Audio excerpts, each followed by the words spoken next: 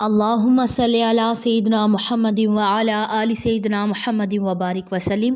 Daily Islamic network YouTube channel پر آپ سب کو خوش آمدید۔ نماز کے بعد اکثر لوگ سر پر ہاتھ رکھ کے یا پیشانی پر ہاتھ رکھ کر کچھ پڑھتے ہیں تو لوگ پریشان ہو جاتے ہیں کہ یہ کیا چیز ہے جو لوگ پڑھتے ہیں جو ہمیں معلوم نہیں، کیا یہ پڑھنا فرض ہے، واجب ہے، سنت ہے، کیا ہے؟ تو آج کی ویڈیو میں آپ کے ساتھ شیئر کروں گی۔ تو سب سے پہلے میں آپ کو کلیئر کر دوں کہ یہ کوئی فرض واجبات یا سنت بھی نہیں ہے، بلکہ یہ ایک مستحب عمل ہے۔ جو بندہ کرے گا ثواب ملے گا، جو نہیں کرے گا تو اس کو کوئی گناہ نہیں ہوگا۔ کچھ لوگ کیا کرتے ہیں، سر پر یا پیشانی پر ہاتھ رکھ کر یا قویو پڑھتے ہیں۔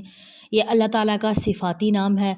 اس سے یہ ہوتا ہے کہ 11 مرتبہ جو بندہ پیشانی پر ہاتھ رکھ کر یا قویو، اسٹوڈنٹس کے لیے یہ بہت اچھا عمل ہے۔ جو بندہ یا جو بچے قرآن پاک حفظ کرنے والے ہیں یا جو اسٹوڈنٹس ہیں، جس طرح کے بھی سبق یاد کرنے کے لیے اگر حافظہ تیز کرنا چاہتے ہیں تو اپنی پیشانی پر ہر فرض نماز کے بعد ہاتھ رکھ کر 11 مرتبہ یا قویو پڑھیں تو حافظہ اس سے اچھا ہوتا ہے اور اچھے سے جو یاد کرتے ہیں سبق وہ یاد ہو جاتا ہے۔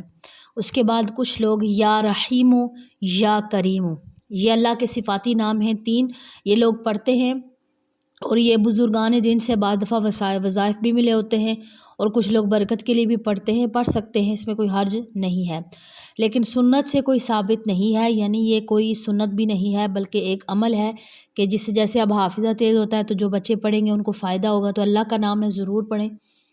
لیکن علماء کرام بیان فرماتے ہیں کہ ایک حدیث پاک میں آتا ہے کہ نبی صلی اللہ علیہ وآلہ وسلم نماز کے بعد، فرض نماز کے بعد پیشانی پر ہاتھ رکھ کر یہ پڑھا کرتے تھے، بسم اللہ الذی لا الہ الا هو الرحمن الرحیم۔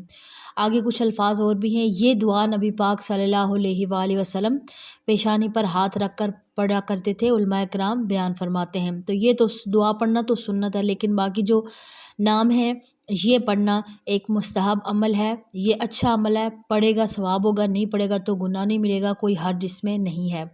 مجھے امید ہے کہ آج کی ویڈیو آپ کو سمجھ میں آ گئی ہوگی۔ اگر آپ کو ویڈیو اچھی لگے لائک اور شیئر کرنا مت بھولیے گا۔ السلام علیکم ورحمۃ اللہ وبرکاتہ۔